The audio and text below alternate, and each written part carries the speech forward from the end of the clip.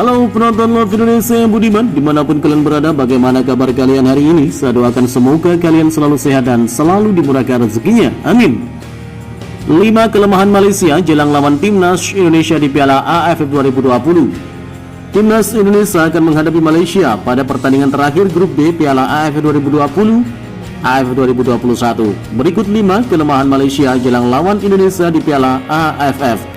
Namun seperti biasa, sebelum lanjut menonton video ini, tolong ringankan jari Anda untuk menekan tombol subscribe, like, dan nyalakan lonceng notifikasinya. Dan kalau sudah, kami ucapkan banyak terima kasih dan mari kita lanjut. Timnas Indonesia dan Malaysia akan melakoni pertandingan hidup dan mati saat kedua tim bentrok dalam pertandingan pamungkas grup B Piala AFF 2020. Pertandingan ini akan digelar di Stadion Nasional Singapura pada Minggu 19 Desember malam waktu Indonesia Barat. Kini Evan Dimas dan kawan-kawan memimpin klasemen sementara grup B dengan torehan 7 poin dari 3 pertandingan. Sementara Malaysia kini berada di urutan ketiga klasemen grup B dengan raihan 6 poin dari 3 laga yang dilakoni. Karena itu, kemenangan atau imbang melawan Malaysia pada laga terakhir grup B Piala AFF ini akan memastikan langkah Indonesia ke semifinal. Peluang Timnas Indonesia untuk mengalahkan Malaysia juga cukup terbuka karena tim Harimau Malaya memiliki sejumlah kelemahan yang bisa dieksploitasi oleh Irfan Jaya dan kawan-kawan. Berikut ini 5 kelemahan Malaysia jelang lawan Timnas Indonesia. 1. Pertahanan yang rapuh. Malaysia memiliki pertahanan yang lemah saat tampil di Piala AFF 2020. Hal itu semakin terlihat saat tim Harimau Malaya dibantai Vietnam 0-3. Pada pertandingan tersebut, lini pertahanan Malaysia sangat terlihat mudah ditembus lewat permainan cepat dan umpan 1-2 yang diperagakan Vietnam. Para pemain Malaysia juga cenderung fokus pada pemain lawan yang memegang bola dan lengah dalam mengantisipasi pergerakan pemain lawan tanpa bola. 2. Lini tengah lemah. Pasukan Tan Cheng Hui juga punya kelemahan di lini tengah permainan. Kekurangan ini juga terlihat saat Malaysia diuji Vietnam. Lini tengah Malaysia dalam pertandingan tersebut nyaris tidak bisa berbuat apa-apa karena pressing ketat dari pemain Vietnam.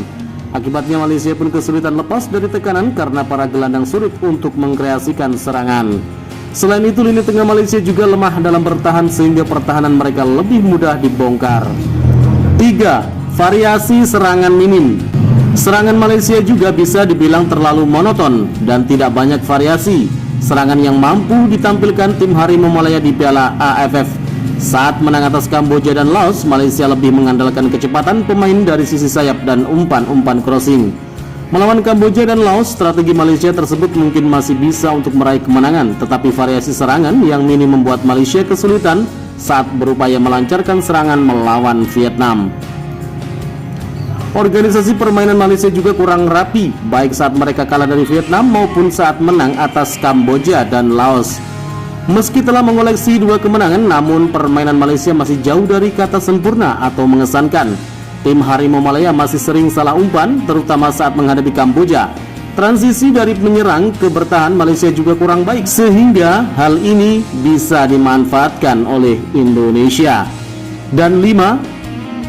Skuad terbatas. Malaysia juga membawa skuad yang terbatas atau pas-pasan untuk tampil di Piala AFF 2020. Pelatih Malaysia Tan Cheng Hui hanya membawa 24 pemain dari kuota maksimal 30 pemain yang dapat didaftarkan untuk Piala AFF. Jelang laga pertama, Malaysia pun diterpa masalah lantaran 3 pemainnya dinyatakan positif COVID-19. Bahkan ada 1 pemain lagi yang menyusul harus menjalani isolasi mandiri. Namun 3 pemain tersebut yaitu kiper Khairul Azan Khalid, winger Faisal Halim, dan bek Quentin Cheng telah dinyatakan selesai menjalani karantina dan bisa bermain melawan Indonesia. Kini hanya 1 pemain yaitu Ahya Rashid yang masih menjalani karantina selama 10 hari.